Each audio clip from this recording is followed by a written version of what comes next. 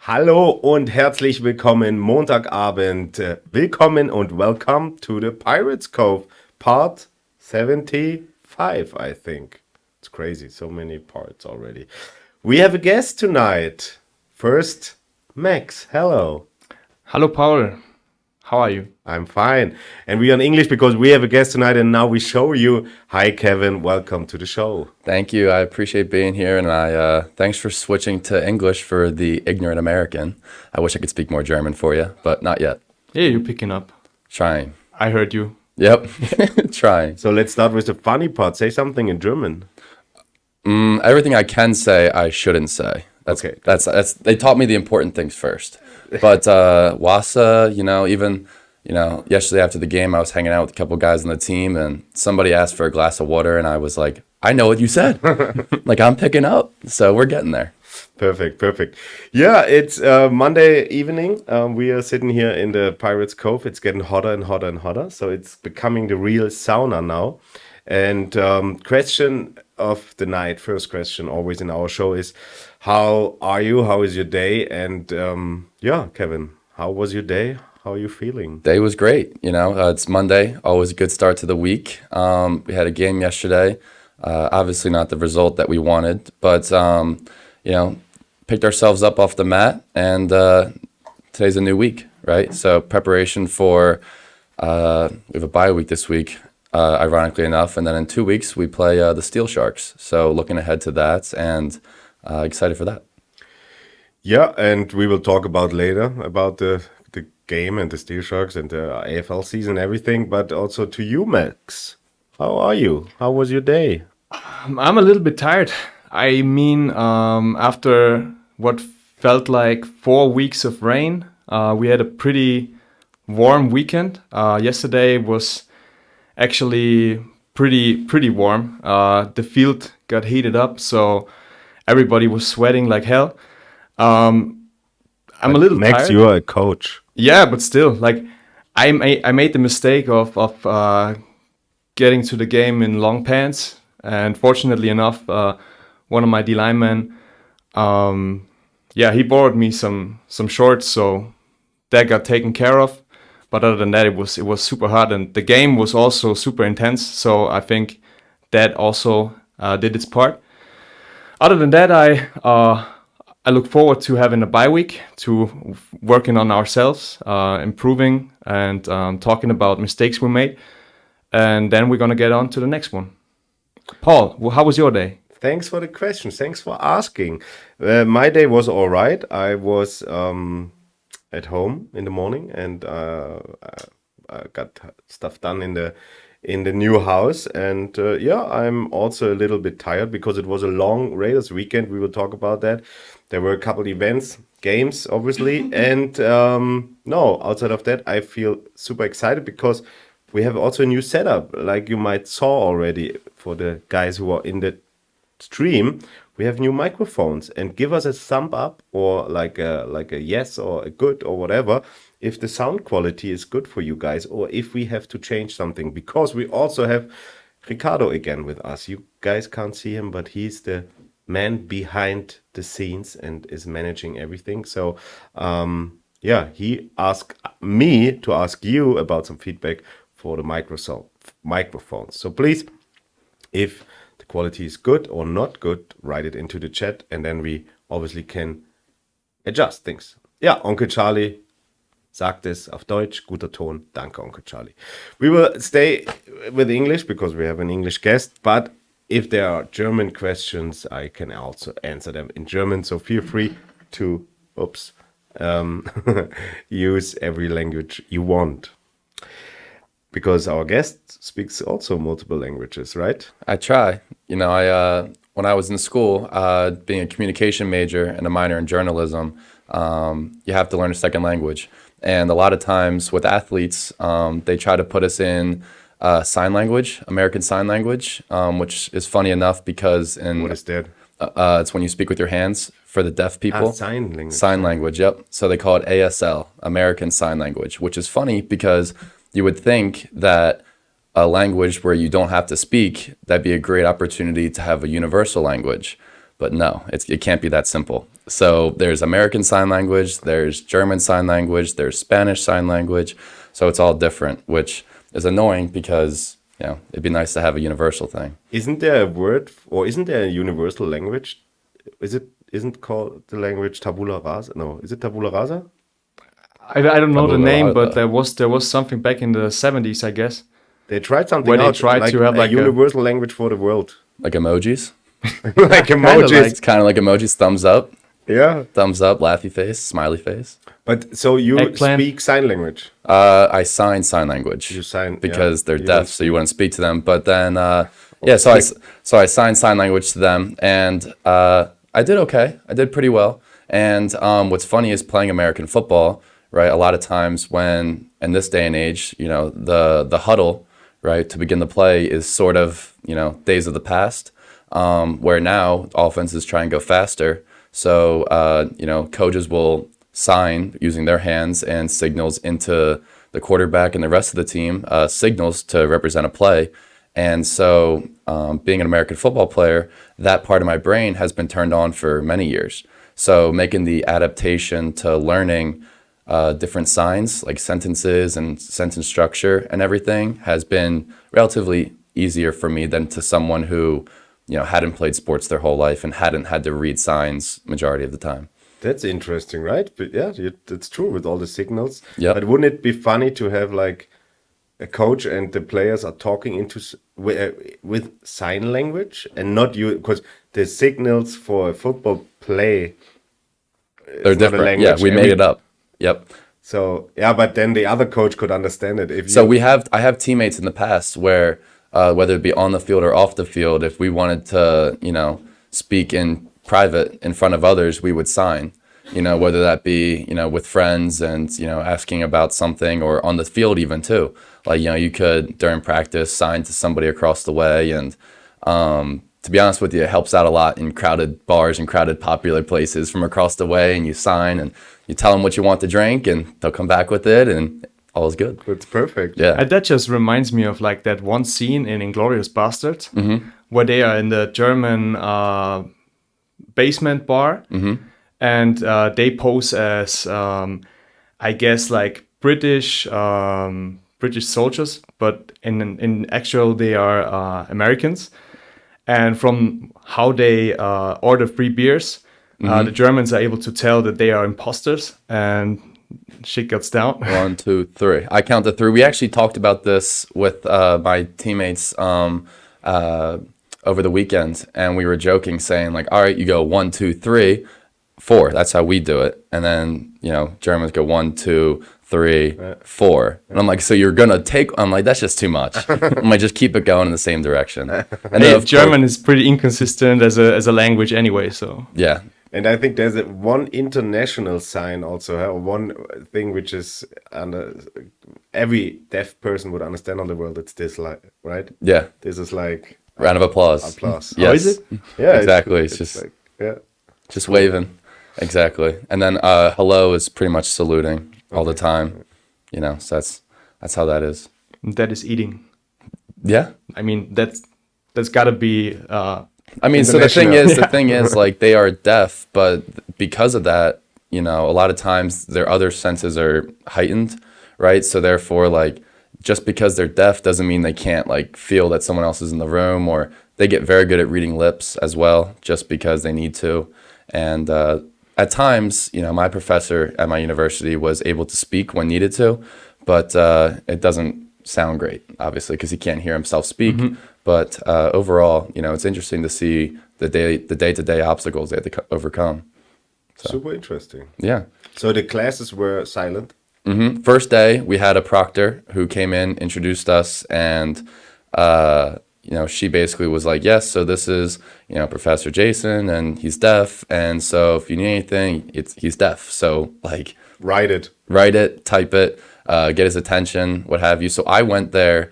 I was in that class during COVID, so all of my classes were on Zoom, which is a blessing and a curse for different reasons. But so I know people that were in class that had a tough time when, if he was looking down at his computer, you have to go up to his desk or you have to, wave or whatever. But it's just different things you pick up on. I was living with one. We shared a flat, like Roommates. roommates. Sure. Yeah, and she was deaf, but she had like hearing aids. Yeah. So with them, she could understand and she could also talk relatively normally. But when she took them out, nothing. And for me, it was perfect because I told her then, hey, tonight some friends are coming and we have a couple drinks and Sure. it might get loud. And she said, oh, don't worry. Yeah. Bloop. As long as they're not banging on the table or hitting the wall, it should be all right. Yeah, but let's go back to I mean, Max. Why are you laughing? I think I have one last anecdote, like also pretty funny, because my grandpa is actually, I don't know how to say it, but he always told us that he's very good at lip reading. So when he watched stuff on the television, he's able to understand it without having to hear it. Fun thing, he was pretending to, because most of the stuff on TV is dubbed. So it's actually originally in English, and he doesn't speak English. So yeah, good luck with the lip reading.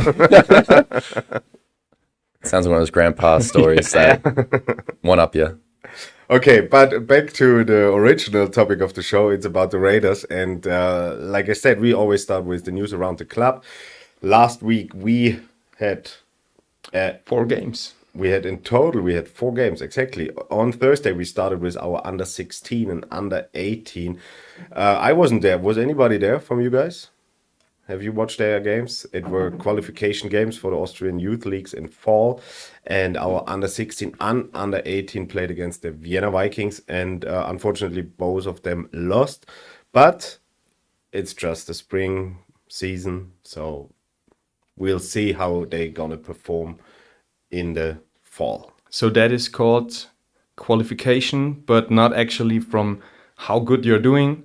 You just have to do these games in order to be eligible to play in the fall, right? Exactly. The idea from the federation was that you play these games. First is to have more games in the year, because the seasons are not at the same time. So men's season is always from, what is it, March to July.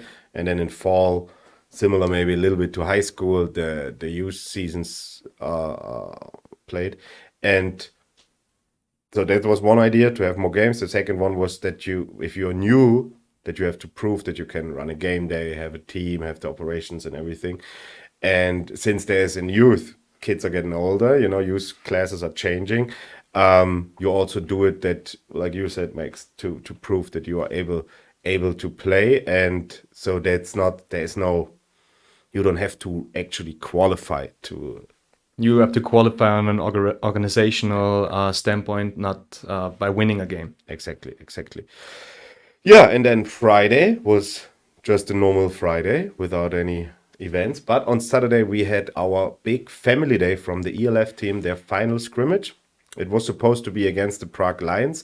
They couldn't come because of some sicknesses going around in their team and injuries. And so they decided not to come to Innsbruck, which was not a big problem for us because we just played them against each other. And I think I saw both of you being there, right? Absolutely. I was happy to be there. It was really cool atmosphere. Really nice to see the family and the people, the citizens and friends and family and fans of the Raiders come out, and yeah, it was pretty cool. Mm-hmm. Max, you've been there too, right? Yep. Yeah, I've took the chance to watch some ELF because last year I haven't been able to watch all the games. Also was looking forward to seeing the new guys play, and I was not disappointed. I mean, the first drive was kind of showcasing the return of Sandro, so that was nice to see, to have him back here in Innsbruck. And also a lot of other new guys got to shine. Jarvis, for example, was a nice atmosphere and was a cool experience. It was the first day since weeks that it was not raining. It's a biblical amount of rain we've had. They write about that in the Bible. There was so much rain. I had no idea. And everyone keeps telling me, oh, it's not like that. And I'm like, okay, well, let's wait. We'll see. We'll see. But now the summer obviously arrived somehow in Tyrol, and it was a super nice day. And we had some things built up for the kids, and like you said, it was great atmosphere, and the fans were there, and we already shared also some photos on Instagram. So if you guys want to check it out, it was really cool because we give the chance to the fans to go then to the team and make photos and autographs and all these things. Yeah, and we have partners there. We had the newspaper, the local newspaper was here. SWARCO as the main sponsor for the club was there. The cheerleaders were there. Pretty much everyone connected to us in any way was there, except for Enno, unfortunately. Yeah, because Enno, Kevin, you might know him. Yeah. No, you know? No. I'll be honest with you. I've him. heard of him, but I have not met him yet. No, because he was a long-time Raider. Okay. And he was, when was it, 2 or 3 years ago, he moved to Vienna. Stopped playing, stopped coaching, a little bit youth, but now he's the special teams coordinator for the Prague Lions. And like he's from our player generation, so we were all looking forward to see him here, but unfortunately the Prague Lions didn't came. So next time. There was actually somebody in the chat explaining the situation from Inglourious Bastards. I mixed it up a little bit. The British officer gave himself away because he was not showing the German way to count to 3. He set him up. So that's how they found out. I know it's a super late comment, but yeah, maybe the internet connection is a little bit. Yeah, but no, I know what it is. If you're a new subscriber or a new follower, you have to wait, I think, 5 minutes to write your first comment, so that people don't spam and go into chats and spam around. But thanks for the comment, and now we are. Now we know. From the US even. So it's maybe somebody you know, Kevin. Maybe. Probably not. I'm not going to claim them. I'm not going to claim them. Yeah. So Saturday was done then, and then we had the doubleheader on Sunday. We played with our Division 3 team against, now we have the word again, the Bastards from Mostviertel. It's a weird name. Crazy name. For a football team. I was seeing that on the jerseys, and I'm like, that can't be right. And I love it though. I talked to a former board member of the federation someday, and he told us when this club was founded, they were discussing in the board if they allow it to be part of the federation because it's not the nicest word to have for football team. I don't think you can say it. But their mascot is a hog. It's like a Razorback. A Razorback, yeah. From Arkansas. Yeah. Yep. So, but yeah, we played them, we beat them. So Raiders are stronger than Bastards, obviously. And it was a pretty cool game. And again, it's so cool to see. You know Romet from the AFL team, course. And his father is playing starting center with, I think, 60 plus 60 plus years old, and he was fired up and he played every game and he's still in shape. It looks like, and they beat the Bastards. What was the score? I think 21-7. No, I think they scored. Yeah. Mm-hmm. And yeah, you guys didn't watch it because you were warming up for your game. Yeah. The AFL game, the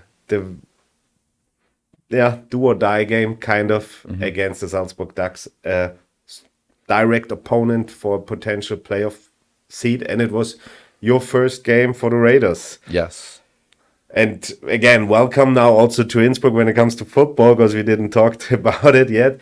And how was your arrival? How was your time before the game, and how excited was it to play actually then on Sunday? No, it was great. It was a long time coming, obviously between, doing things the proper way and with the visa and paperwork and everything, which I appreciate the Raiders and everything. Been doing things, on the up and up, which is nice. But everyone's been so welcoming. It's been a couple weeks, so I don't consider myself new anymore, which is nice. And so I've been practicing, and everything's been going really well. Obviously, being a starter this past week, my game prep switched. I went from being a backup and scout team role with the team to being the starter, which helped and put my finger a little bit more on game planning. And Coach Flo and I really work well together, I believe, and he's a great coach to work with and work for because he listens to his players, and I think that's really important for a coach. And Sadly enough, obviously we lost on Sunday, but I do believe that there were strides taken in the right direction. And so, not obviously my first season being in the AFL, but it seems like we're not out of it quite yet. We just need some help with some other people losing and some things to happen. But I mean, I know from my standpoint and my perspective, like I'm going to have these guys still working hard and coming out to practice Tuesday, and we're going to be practicing as if we won. And because that's all you can do. You can only prepare, and you can control your effort and attitude. That's the two things. We have a question to you, maybe. Yes, it is to you. If you had to pick one team, who would the Austrians' favorite NFL team be?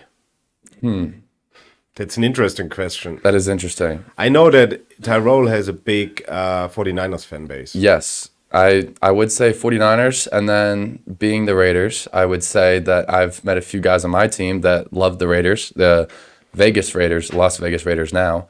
So I would say that's a safe answer. But it's funny because the more you travel throughout Europe, the more you see like specific pockets.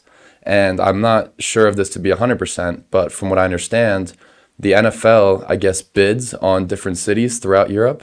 So for instance, I believe the Dolphins, Miami Dolphins are in Madrid, Spain. And then the Chicago Bears are in Barcelona, Spain. And so there's a couple of other teams like that. That's interesting to me that those teams kind of push their merch and they push their fandom there, which is interesting. So I'm not sure, honestly. I don't even know if Vienna has a thing, or if being on this side of Austria, I'm not sure if the NFL has a team specifically that they're pushing. There was, I think it was 2 years ago, when the NFL decided to divide the worldwide market and focus on certain things. So I think the Jacksonville Jaguars, they got Great Britain. Okay. Because there's still the rumors that the Jaguars might move to London. Might as well. Yeah. Then it's Kansas City Patriots, I think, who have the German market. German-speaking market. So Switzerland, Germany, and Austria. And the Raiders, I think, got Mexico. Do you think the Patriots were because of Tom? And obviously back then Giselle and Tom were married, and Giselle being prominent in Germany and a prominent German, do you think that would have something to do with it? Maybe. And the Kraft family might have a German background. Yeah. I mean, another thing was that especially Tom Brady and the success that the Patriots had, like in the last decade, they were big. They were contributing a lot into growing the sports overseas. So I think that in general the Patriots have a huge following in Europe, because pretty much every second Super Bowl they won, they were good during that time. So every time somebody who was not regularly watching NFL would see the Super Bowl being played, and Tom Brady was a it's easy to root for a good team all the time. So I guess that just was part of it. Let's go back to the AFL. I mean, that's the thing of a live show, right? People can ask and we switch around. But we want to talk about the AFL. You arrived here and you couldn't play from day one for whatever reason. We don't go in too much into detail. It wasn't about you. It was more about the I was bureaucratic ready. I was status. ready, yes. You were ready from day one. And I said it yesterday in the AFL stream, because I was commentating it for the Austrian Federation, that we as a Raiders had a quite difficult situation in regards to quarterback. You are the third quarterback playing in the fifth game of the season. So, the sixth? Sixth game, sorry. So other teams like Salzburg yesterday, they had their whole preseason and already 5 games with their starting quarterback. And even he played there last year. So the chemistry and the connection, especially on field with receivers, routes, and all these things, were not that easy to get into, right? Or is not easy to get into in 2 weeks. And but for the people who saw the game, there were some really, really, really good moments. How would you describe the game from your perspective, especially when it comes to your production? I would say that the game overall, offensively speaking, I would say that it was a good showing. I would say good, not great. We had a lot of passing yards, which was nice, and not many turnovers, which is also huge. We had one fumble, but no interceptions, no costly turnovers late in the game. But overall, I would say that I was proud of our guys. You know, we had to make a lot of in-game adjustments, like you said, that, you know, with new quarterbacks come new things you have to adjust to, right? And so the Ducks were throwing different blitzes and stunts at us. So we had to change protections once, and then they adjusted. So then we had to change protections again. And so it's fine. I mean, that's part of the game. That's the fun part, right? Is adjusting on the fly and just, you know, trying to take what the defense gives you. And so overall, I think it was a good day, not a great day. Could have obviously done better. But overall, I mean, over 550 yards of total 450 yards of total offense is a nice day. No. At the end, we said it, we lost 32-23. The game started relatively quick with 2 scores of Salzburg. But Max, tell us a little bit from the coaching side. We came back, we didn't stop playing because it was already like I felt a little moment also in the stands, like that people, okay, that's it. They're gonna maybe win really high, and Raiders offense is not working well, but at the end we came back. How was it from the sideline? I think it didn't feel like that down at the sideline at no point in the game.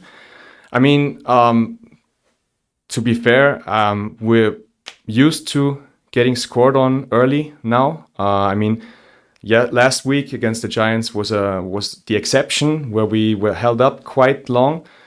But like those 2 scores we got right at the beginning of the game, I think that woke us up. I mean, I would much rather not have them, but still we found back into the game, and especially in the second half, with the exception of that 1 touchdown, I think we did a good job.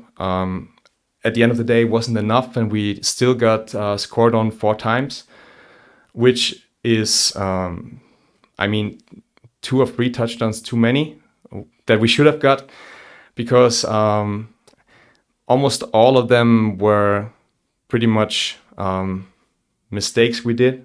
I mean, you got to have 11 people on the field doing that job at the same time, and if one guy doesn't do his job, that's how you pay. That's football. That's team but sports. Still, I mean, we made a lot of plays. We had a turnover as well. There's a lot to take away from that game, and I think there's as much positive to take away as there is negative, and so we gotta keep on grinding. Absolutely. And Uncle Charlie's writing it in the chat. He says the AFL team shows a lot of potential. Some really nice plays. Was fun to watch. Yeah, it was a nice game to watch. It was exciting. And the bad thing is just potential wasn't enough yesterday. There was this little more. And this is where we are working on. And there's a chance in 2 weeks. But let's check out the standings and the whole results from yesterday. There were a couple of games. The AFL started on Saturday with a game between the Steel Sharks and the Giants. And the Giants came away with a close win. So they are still unbeaten and they are still on the first spot. And then yesterday were a couple of games. The Prague Black Panthers beat the Styrian Bears very high. Styrian Bears have a hard time this year. We already played them, had a good win down there in Styria.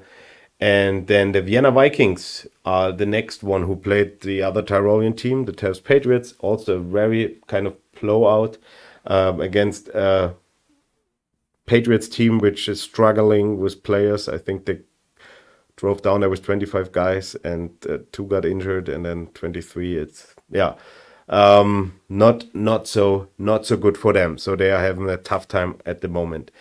And then there was the game between the Rangers and the Dragons. The Dragons, the reigning champion from last year, which was really exciting because I was checking it at the live stream always, the scores, and the Rangers were in front, and it would be a big upset. But at the end, the Dragons won that game. And yes, our game, we against the Salzburg Ducks, which brings us to the standings. And on the standings, you see the Giants and the Panthers still unbeaten, then the Vikings, the Danube Dragons, and the Salzburg Ducks, and then we are coming. So the first 4 teams are going to the playoffs. It's technically still possible. We have to play the Dragons, for example, again. So nothing is lost yet. The Salzburg Ducks have a little bit more, difficult Schedule. They have a harder schedule. They have a harder schedule than we have. So, like you said, Kevin, there's nothing is over. We just need a little help. We need a little help from the others, and we have to win all our games. Like every time, we have to win the football games. You do it for winning, right? Absolutely. Before we go into the next topic, I want to check out the stats from that game, because we always look a little bit into the details. And Max, maybe you can start defensively, because you're the defensive line coach. You saw that. So if Ricardo, if you could go on Spielplan again, and then scroll down to our game and click on the box score. Oh, there it is. Just click on it and it should come. And then individual stats, the leaders. And we start with defense, leaders. And then defense. I think there was again one guy. The furthest to the right. Verteidigung is the German word. Yeah. Yeah. Of course, let's start with Antonio. He had a great showing once more. He's turning out to be exactly who we needed. He's a leader. He leads by example. He's doing a great job. He's all over the place. And it shows. He's got 10 solo tackles. He got 2 sacks as well. I think, especially in the second half, when we started to throw a little bit more pressure in there, we got the results we were hoping for. We made it hard on them. But also our Austrian players did a hell of a job. Right next to Antonio in the stats is Sebi Sumara, who had 7 total tackles and a pass breakup. David Stark with 5 pass breakups and an interception. So we were doing good stuff out there. Also, my D-line was pretty powerful, especially in the second half. So, I mean, in total, we had good stats on defense. However, the most important stats we didn't get. So they still outscored us by a touchdown. So, but still, there's a lot to take away. And there's a lot of good things to take away as well. Yeah. Let's switch to the offense. And I would go into receiving, because I want to pick out one guy, and it's Felix Reiter. Felix was injured early in the season, and now he's, I think, back with full strength. And I was saying in the stream, the Doyle-Reiter connection is working really well. There were some plays, they were incredible. Started from your side with scrambling around and then shooting the ball out, and Felix did some crazy catches. Also Marvin Müller did some crazy catches. But how confident are you already with these 2 guys, for example? With those 2 specifically, I'm very confident, and having guys like them on the outside makes my job a whole lot easier, right? Like being able to just put it out there and saying like, all right, I trust you. I can trust you to go up and get the ball. That's something big for me. And not only that, but just the reps that we do at practice, right? The communication, the overall, just preparation for the game. We sit down before the game throughout the week and we discuss, okay, so this is what I'm seeing, what we're going to be able to attack. How do you feel about this? How do you feel about running this route? How do you feel about doing whatever, right? And so without that communication, the plays that you saw on Sunday aren't possible. So it's more than just, going on the field and, running around and just figuring it out, right? There's things that we do and we practice for in situations of, if I break the pocket, I get out, right? People know what to do. People know to, do scramble drill, or they know where my eyes are going to be, and more importantly, where my head's at, right? Is he scrambling to run, or is he scrambling to look downfield? And more often than not, on Sunday, I was looking to look downfield because we were having so much success. But it was early in the games as well. I scrambled and would run for a first down. But all in all, it's more just get that ball in my athlete's hands, right? My job is to equate it to basketball. I would say I'm like a point guard, right? Just give them the ball. Let them do the hard stuff. Just get it out as fast as you can, and just let them cook. Let them do their job. And it was really cool to say that the Ducks, I think most of the time they were playing man coverage on Felix, and then an American defensive back was covering him, and Felix often beat him. So Yep.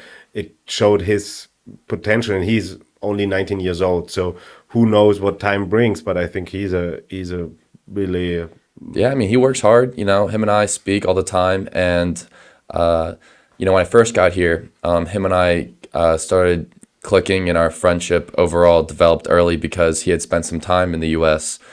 He lived in West Virginia for a few years. I think 2 years he was there.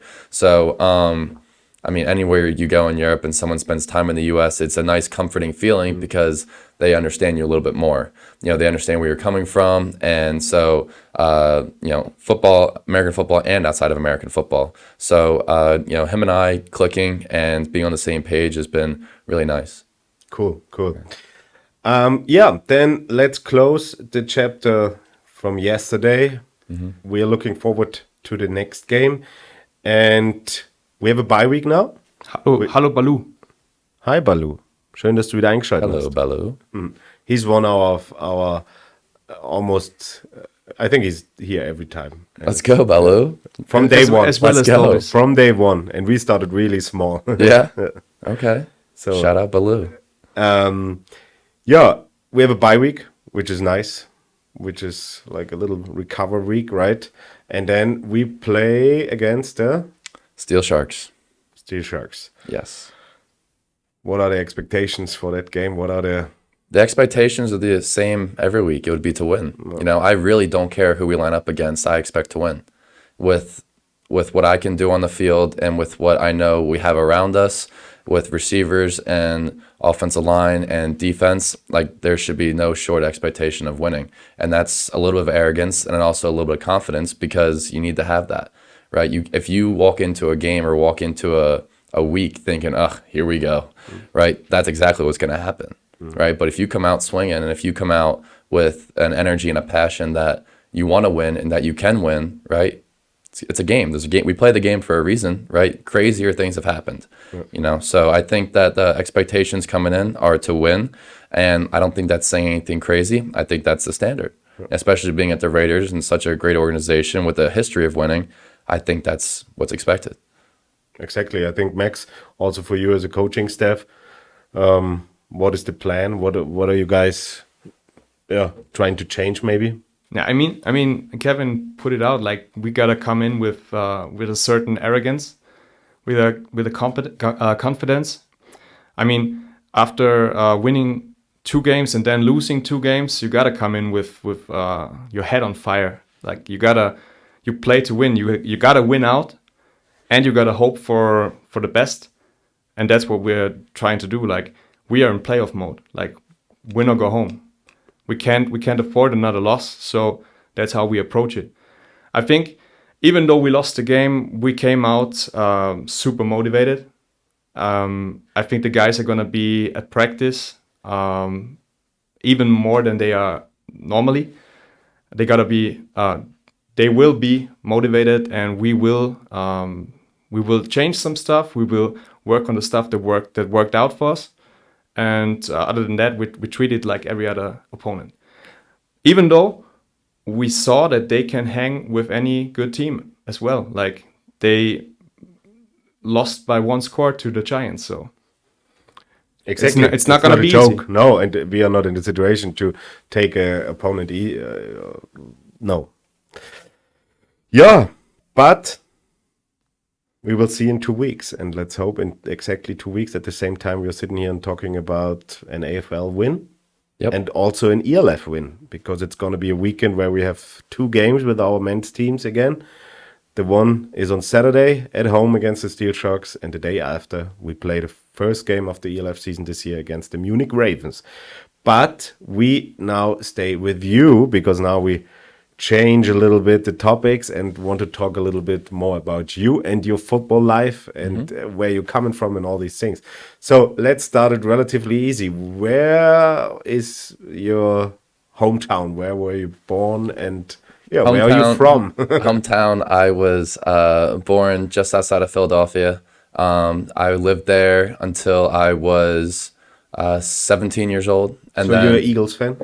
yes, Like myself. Yes. So fly, Eagles, fly. Fly, Eagles, fly. The Eagles, the Sixers for basketball, and the Phillies for baseball. I also support the Yankees because my cousin and his friends all support the Yankees, so I get on board. And like you said, with the the Patriots, being a good team, it's easy to cheer for a historically good franchise, as in the Yankees. But yeah, Philly sports through and through. I was in Philadelphia until my junior year of high school, which is roughly 17 years old. And then I moved to Washington, D.C., where I lived with a host family down there, and I went to a high school called St. John's in the northwest part of Washington, D.C. I told the chat and in the podcast, I said it oftentimes, I started playing football because of Brian Dawkins and the Eagles. Yeah. So I was going to a tryout, and the head coach was shown the Weapon X video from Awesome. Brian Dawkins. That is awesome. And I said, oh yeah, I want to be Brian Dawkins now. That's Yeah. so many people's football origin story. Yeah, but isn't that Textbook. that was the first really hype movie from a football player who really got maybe seen not only in the States, and yeah, that's why I love the Eagles. It's a mixture of that with the music on top and and everything. the little graphics already at that Of course, yeah, it was before its time. Yeah. Exactly. But no, Brian Dawkins was a huge part growing up. Him, Donovan McNabb, and then dating myself would be like LaShawn McCoy, Nick Foles. Love him, and then he went to my university as well.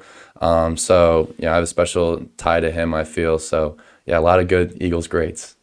When did you start playing football? Was it already Pee-wee, Pop Warner? Yep. So I started playing in the third grade. So let's call that, I'm going to be probably way off with this age, but if I was to say 9 years old, 10 years old. Yeah. So I started playing then. And when I started, the rule was it was tackle football. So I played flag football even before that, but I wouldn't count that as starting football. So my tackle football started at that age, and I played offensive line. I played like tackle. I played tackle. You were a taller guy, probably? Yep. And so the rule was each player had to play 4 plays a game, basically, right? So That's a cool rule that every kid has time to play. yeah, I mean, if you show up and you go to practice, a couple days a week, I think, and the parents are going to go sit in the stands for 2-3 hours, I think it's worth everybody's time to, get 4 plays. And so the funny thing is we were a very good team, and I had 3 plays a game. So I wasn't very good to begin, and I hated it. I was like, this is not for me. Like, screw this. This is hard. This is not fun. I don't want to do this. But my parents were saying that basically, just give it a try, one more time. And they wanted me to try all sports and try all different avenues of life and, be my own person, right? So they said, you know what, football's a tough sport, not pushing it, but give it a second chance, give it a second year. And so sure enough, the coach's kid, he moved up in weight class and age. So there was a vacancy at quarterback. And so they kind of had tryouts, and I was a nice young athlete then. And so, I went out there and I threw the ball, and coach was like, all right, you're the guy. So from that point on, 4th grade, so let's call it 10 years old. From that point on, I've been playing quarterback. And so I've loved it. It's, it took me a lot of great places. And I've also played D-end, defensive end. I've played safety at times. I've played corner at times. At high school then? Actually younger. So I was on an all-star team out of Philadelphia. We went down to Bradenton, Florida to play a game, and there was too many quarterbacks. There was like 4 on the roster. And I was like, I don't need to do this. I don't need to compete and, argue about playing time. I can go play corner and safety, and I play little special teams, and I had fun. Got a free trip to Florida out of it. And, we lost 50-0, but, had a good time. And that was my experience. Sounds not funny. Yeah, no, exactly. But I did not personally get ran by. So I always have that on my career. Doyle Island. Maybe Doyle Island. Doyle Island. Maybe they had my English, sorry, but maybe you had to play quarterback, and then the result would be different. That would be nice. Yeah, I'm the only one of that team still playing football. Oh, really? Yeah, they all didn't go and play college football. If they did, they played at a lower level, and now they're done playing. So I believe I'm the last of majority of the people in my class who I grew up with still playing. But there's a couple of exceptions, like DeAndre Swift, couple of bigger names like Kenny Pickett, those guys who I've known for a couple years since I've been growing up that are still playing, obviously. But it actually shows, like, I experienced that quite often as well, that, like, early success in football, most of the times, if you don't have the chance to go to the NFL, of course, relates to retiring early. Like, I've been so many great names that stopped playing football in their early 20s. Look, I mean, here in Austria, it's also kind of like age-wise, like a college sport. We got a young team. When you're done obviously with school, you stop playing. Yeah, most of the people do. And in the States, it's even more common, right? If you're done with college. Oh, I mean, you don't go pro. It's not common to go to Europe. No, it's not. And so it's been really cool as I've been able to educate and bring awareness to European American football to a lot of people in the U.S. And they've told me, like, hey, man, like, this is really cool what you're doing. You know, it's something that's opening up different avenues for other people. And I'm able to put some other friends onto some teams, and they're able to, you know, I've heard from somebody actually today, old quarterback coach who I've known throughout the years, and he commented on the game yesterday. And he said he actually played in the league himself years and years ago. Todd Hendricks. Paul Troth. He wasn't with the Raiders. He was with another team. I can't think of the name. But I asked him what he thought. I was like, what'd you think of your time in Europe? And he said it was great. He said it was a great way to give my football career some closure because he had a tough ending, I guess. And so he was able to come out for a season and, you know, put closure to it. A lot of guys can't. And it's sad. And it's sad to say because if you're a great basketball star, you can always play pickup on Saturday mornings at the local rec and at the gym and be able to run it. Or if you played baseball, you can join, you know, adult leagues and soccer. But American football is, when it's it. And that's the tough thing about it. So, you know, I'm lucky enough to be able to come over here and continue to play. But when guys don't see a benefit to it, you know, there's too much physical demand for it to risk anything. You know, what are you going to do? Show up? It's like Fight Club. You know, the movie with Brad Pitt, you're going to show up the next day with a sling at your desk job. Like, what'd you do to that? What were you doing this weekend? Oh, I was playing American football. It's like, why? You have a 9 to 5? Like, stop, grow up. You know, that's the thought process. But, you know, luckily, I'm still kicking. Yeah. After high school, because you said some famous names because you were playing on a big school after high school, right? Yes. Maybe tell us a little bit about that process. How was your senior year at high school, and where did you play college then? So my senior year of high school, I went to high school St. John's in Washington, D.C., which is arguably the second best high school conference in the country behind the Trinity League, which is in California, which has a lot of guys like Bryce Young played there. Amara St. Brown played in that league. So very, very... He's German. Yes. Yeah, you leave no situation. just saying. Yeah, no, and every German everywhere tells me he's German. You know, just like when I was in Spain, JJ Ortega-Whiteside, Eagles wide receiver, they took every opportunity to tell me that he was Spanish or his dad was Spanish. And I'm like, okay, thanks. That's fair enough. I mean, you got to be proud of you. I hear you. I agree. You know, throw what you know. Rep it if you can, you know. But so I went to St. John's, played for a very good high school, have a lot of teammates that are still playing in college, and we finished, I believe, 14 in the country as a team. You know, we played on ESPN a couple times, played against some storied programs, went on to win the state, shall we say, Washington, D.C. It's like in the good league, we have... it's the Catholic League. So in America, and in the Northeast specifically, the good teams are private schools. The more south you go, the better schools are the public schools. So the schools that you have to live in certain jurisdictions. Yes. But the Catholic schools, mostly the private schools, they're the ones that recruit and get the big money guys. So and they are allowed to recruit, right? Yeah. So from my league specifically would be Stephon Diggs, Chase Young, and now Caleb Williams, the quarterback from USC who won the Heisman last year. I beat him twice in my senior year, once in the regular season as a rivalry game, and the other time in the championship. So that's, you know. So this was a league where college scouts are looking on. Very much so. You know, we had guys, everybody from Coach Jim Harbaugh to Nick Saban to everyone coming to our schools and recruiting and sitting in the stands and just overall, everyone knew of our league. And when you say my high school in the league in America to college coaches, everybody knows who that is. So it's really cool. And then we you got won, recruited. and then I won. We won the championship. I won Gatorade Player of the Year, Washington Post Player of the Year. Did a lot of nice accolades, which was cool, especially being in a city like Washington, D.C. with so many newspapers and so much publicity. I was able to have a lot of successes, which was fun. And then after I committed to University of Michigan, decided not to go there, but rather... That's the blue and yellow, right? Correct, yep. The blue and yellow one, the big house with the large stadium. After not going there, I decided to go to University of Arizona. And so I was there for 3 years, and then I graduated.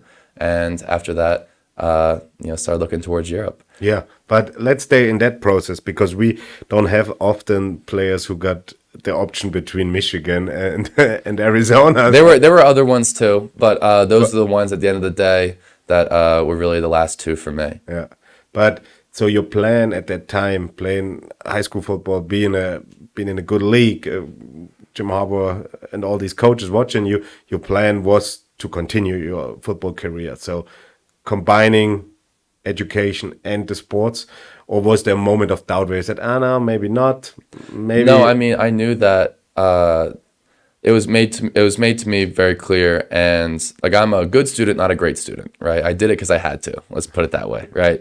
So I got through, and I knew football was my thing, and so I played a lot of sports growing up. I played football, baseball, basketball, and lacrosse, right? And I was a pretty good lacrosse player as well, but I stopped at an early age.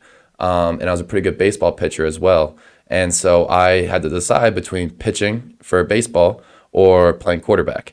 And that day came when a coach told me that you throw a baseball like you throw a football. And I said, thanks. And they go, that's not a compliment. That's not a compliment, right? So the mechanics are different. And so then I said, okay, I have to make a decision, right? And so I decided with football because I enjoyed it more and I felt that I could succeed with it, and overall happy with it. And football paid the bills for me. So free college education, was able to do all that, and playing Division I football in America, all scholarships are full scholarships. So in the sense that if you're thinking about it, you're like, oh, well, am I good enough to get a full scholarship? It's like, if you're good enough to get a scholarship, you're in. It's tuition free, and on stipend on top of it, and everything's taken care of. All the benefits of a D1 school. Yes, and it's really awesome. And so that is something that not everybody can do. And I recognize that, and I understand that, people don't go to college because of the price tag in America. And I recognize that, and I said, okay, so fast forwarding with Arizona, I knew I was not going to transfer out until I received a degree, because out of fear, right, once you leave a school, you don't have a school, right, and then you're hoping a school picks you up. So I said to myself that it was very important to me to get a college degree. So I made sure I got that, and I hurried up and I graduated in 3 years as opposed to 4. So overall, I mean, it was a really cool experience getting to travel around, see a lot of different schools. I had roughly 30 scholarships from different schools across the country, Arizona being the most Western one. So to me, growing up in Philadelphia, I took that for what it was worth. I was appreciative of everything there. Then I moved to Washington, D.C. Felt like I did very well in that city and enjoyed bouncing around. And I said, okay, where's next? I got to go see more of the world and the country. So then Arizona was a very cool opportunity for me, and beautiful campus, good school, and, a lot of fun. So I said, let's go there and go out west. And I loved the time on the West Coast. Do you know that you are the second quarterback from your school? Yes. The Raiders. Yes. And do you know the name? Jason Johnson. Yes. Yeah. I first got put in touch with Jason when I went back for my pro day a couple months ago. Before arriving here, I had a pro day with the NFL at University of Arizona, and some guys on staff, they were telling me, hey, you know this guy Jason, and I was like, to be honest with you, I've only been out there a year, and so I haven't had a chance of meeting him yet. And so they put me in connection. They said, oh, he just bought a team and blah, blah, blah. So then, long story short, find out the team that he bought. It's Paris. It's Paris. And because at first I was thinking, oh, he bought a team. That's cool. That's cute, But then I was like, oh, wow, he bought the team. Like, he bought a very large team. And it's very cool. So him and I have been in touch, alumni to alumni kind of thing. It's been a really nice guy. And then also another guy who went to Arizona is Andrew Whittinger, the old Barcelona Dragons head coach, now Dusseldorf Rheinfire head OC. I'm sorry, OC. Yes, so he also went to University of Arizona. So the Wildcats are taking over Europe, it seems. Yeah, you said it after 3 years you left Arizona and Yes. then went to Europe. Yes. How did that happen? I mean, you said you want to discover the world, but obviously there were no chance at that moment to go pro, but Europe It was tough. popped Yeah, up. so I mean, not everything's a straight line, obviously. So coming out of college, I was like, okay, where's next, right? So with COVID at the time was very prevalent, and I graduated in 2021. So all classes were still online and everything else like that. So the season prior was the COVID season that was shortened. And so there's only 4 or 5 games depending upon which league you played in. And so things became tough because everyone gained a year of eligibility back. Everyone gained a season left to play. So therefore the seniors who were going to graduate didn't graduate. They came back, right? So that took away from opportunities for me to go somewhere. And then you also had the high school seniors that were coming in that also I was competing with as well, right? So no one had room for transfers for the most part, which made things difficult for people to go and transfer schools. And so myself, along with a lot of other people in different positions, were, kind of hung out to dry in a sense that, they couldn't find the spot to land. But there was smaller schools and smaller opportunities that I could have had, but I figured, I was like, listen, I got my degree, my bachelor's. I was able to get a master's at some other schools, but I was like, I'm kind of done being a student. I've done this for, too many years now, 15, 16 years, and enough's enough. And so why not go to Europe? And so when I found out about it, ironically enough, the first team that offered me, I told myself, I said, I'm going to the first team that offers me, first team I can go to, right? So I signed up for europlayers.com and, did all that and put all the tapes out. And so the first team that I received was a team in Spain, Zaragoza Hurricanes. So I accept that offer. But fast forwarding to March of 2021 then, I'm sorry, 2022. I fast forward to that. I check my Facebook because being a 23-year-old guy, I don't use Facebook. That's for the old folk, in my mind. So Twitter and Instagram and Snapchat, those are all my areas. But Facebook, I leave that to you, Paul. But Paul is the only one still knowing when everybody's birthday is. that's great. I can't wait. I can't wait. So I checked my Facebook and I received a message back in September of 2021, which would have been my first offer. And the coach had reached out, said, hey, love to have you. Here's the money. Here's the situation. Like, what do you think? And ironically enough, I didn't see it. But do you want to take a guess of which country it was in? Spain. The Ukraine. The Ukraine. Yes. And so I would have ended up playing for a team in the Ukraine at that point in time during the invasion. So that would have been very crazy of a story to get to. Yeah. But I luckily was able to avoid that, end up in Spain, and, all is happy, all is good. You can read that yourself. That's actually high praise. Well, I appreciate that. Thank you very much. I'm just trying to. We have to read it for the people who are listening. Oh, I got to read it. So that is one charismatic young player. Really happy you're with us to lead and teach the next generation of talent. I appreciate that. I would love to address you by your name, but it's a long name, Gurken mit dem Gürkchen, which means cucumber with the cucumber. There we go. To me, that looks like someone fell asleep on the keyboard. That was the end of that. Yeah, so you played in Spain. Yes. And then 2 years. 2 years. But after your first season, there was another stop, right? Yes. So my first season was in Zaragoza, Spain. Did well there. Won MVP of the league. Did very well passing and led the league and all those type of things. So that was my first stop. After that, I was able to get to Dusseldorf, where I spent time with the Panther, and then also helped out with the Rheinfire at the end of the season. And so finished out there in September. And then I headed back to America. And then luckily I was able to get another opportunity in Spain. And so I went to the Badalona Drags in Barcelona, which I was happy about. It's a larger city, better organization, I would say historically, and just more support around it. And so I was able to do that there and continue playing and did well. You know, we had undefeated season and then lost in the semifinals, which was tough. But yeah, then luckily had a good enough season to end up here with the Raiders, and very happy about it. We are also very happy. Very happy to be here. Like Gorka mit dem Gürkchen said it, you're very nice and yeah, you're. I try to be. Everybody loves you, I think, already. Hey, that's the goal, right? That's the goal. Yeah, and now you are here with the AFL team, and who knows what time brings, and what is your plan? Is it like, oh, one more year with the Raiders, or this year with the Raiders, and then I'm done, going back home, or you want to try everything you can? The goal is to play football at the highest level. And so I don't think that's any secret, right? Especially myself being 23 years old. And, you know, I've been playing for a while now, and I'm hopefully putting in the work and showing everyone everywhere that, you know, Kevin Doyle is a name that we want to have on our team, right? And so whether that be with the Raiders or whatever team moving forward, I would love to play in America at some point as well, you know, because being American and having support from home and everyone, that would be something like a dream come true, you know. Like XFL, NFL. Of course, yeah, any sort of league like that, right? At the highest level possible, right? And so seeing the names that are playing in the NFL and seeing the names that are playing in those leagues, and to be honest with you, knowing them since I was 15, 16, 17 years old, I see myself as equals to them. And so they're friends, and I wish them tons of success, and I'm happy for them overall. But at the same time, I can't help but be selfish and be like, that could be me, so let me put in a little bit more work, right? So I'm always working, always trying to get a little bit better, and in turn, make the teams that I'm with better.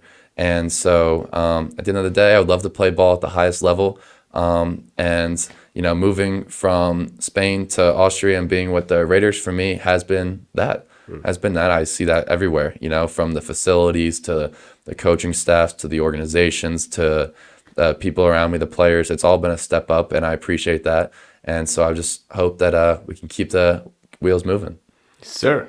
That's a really nice ending of the show, because we are already over our 1 hour. And I want to thank also Helena for the subscription already in the 14th month. Thank you very much. Now, Kevin, we are all happy that you are here. And obviously, I wish you the best, and that you win a lot of games for the Raiders, obviously. Thank you. Yeah, so sorry, Max, for having you a little bit in the background. That's okay. But I think it was a nice flow, and thanks for your inside views about your football career and your plans for the future. Let's hit the last and the most important part of the show, right, Max? It's always the one where you are looking to, because that's why you pulled out the phone. Yeah, that's why I'm DJ here. Max. Yeah. We all need our phones now. Oh, you don't want to We have to say check that our too loud. Spotify playlist. DJ Max. That was some time ago. Yeah. So I'm going to pick an Italian love song from Ross Van Bos. Now, why'd you have to look at that before you said the name? If it's your favorite song.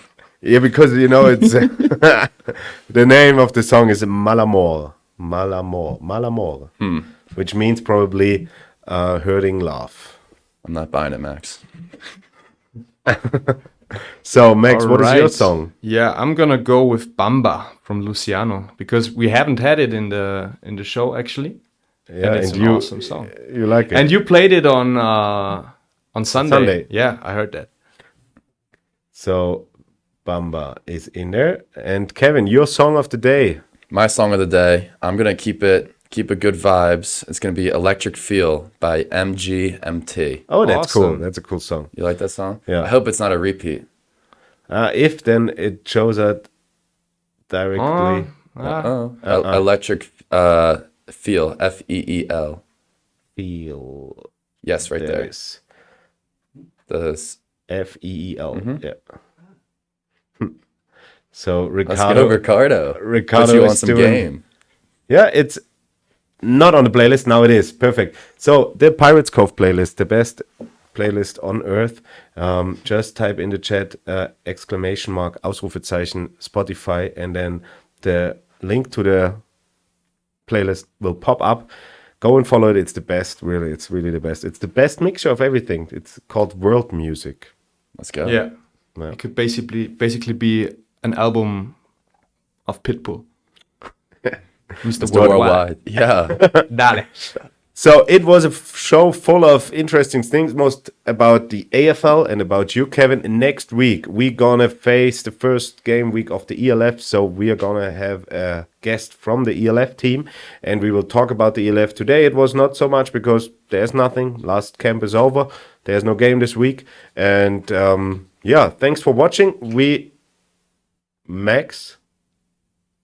Yes, it's holiday next Monday. Ricardo. It's a holiday here too? Yes, sir. Next Oh, Monday. cool. It's I actually had a discussion about what is the English Memorial Day? Is it Memorial? Well, that's what we call it.